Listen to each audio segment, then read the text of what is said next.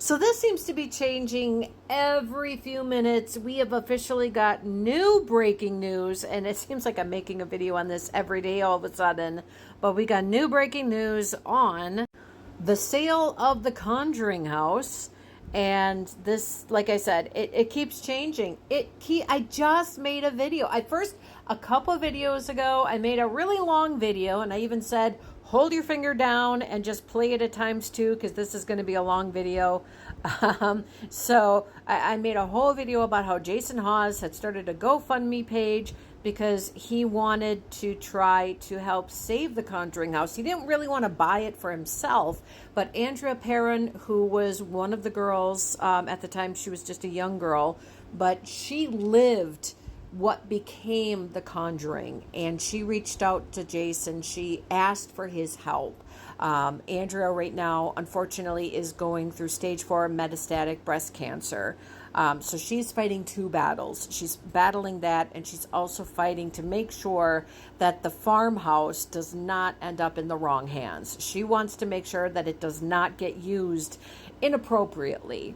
And she just wants to make sure that the farmhouse, which she still feels a deep connection to, because that was basically her life. That was something that she lived. I mean, that the Conjuring story that we look at as this really scary horror movie, that was her life. She lived that. And so she does not want to see that turned into something that it was never meant to be. She wants to see it remain an educational tool. She wants to see it remain something for scientific paranormal research. She doesn't want to see it become this cash cow. But anyway, so she reached out to Jason Hawes for help, and Jason, being a friend of Andrea Perron, set up this GoFundMe in order to try to raise money. And he got $54,000 when I looked, and then by the time he turned off the GoFundMe, it was at $67,000. And then, because it turns out that somebody had purchased the house, and it was just like a behind the scenes deal. And so that was my next video. My next video was a behind the scenes deal. Somebody had purchased the Conjuring House out of nowhere. We didn't know who. We thought maybe Elton Castile and Matt Rife, maybe Zach Bagans. We didn't know. We had no clue. Well, now there's new news on the Conjuring House and what actually is going on behind the scenes. So after he closed his GoFundMe, Jason Hawes did a little more digging, and this is what he found out. A company or an individual purchased the bank note or the debt owed on the property from the bank, which stopped the auction. Now, he said it's not uncommon for debt collectors to buy large chunks of a bank debt in hopes of profit. Now, they did not purchase the house. As of this time, the Conjuring House is still owned by the owner, and on October 31st, whoever owns the bank note will then start the foreclosure proceedings.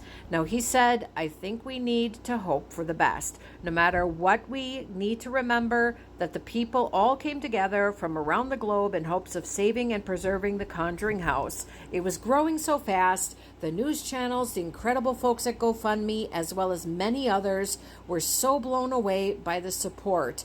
They all asked to help. We were unstoppable. The community has worked so hard and deserves so much respect for what they accomplished.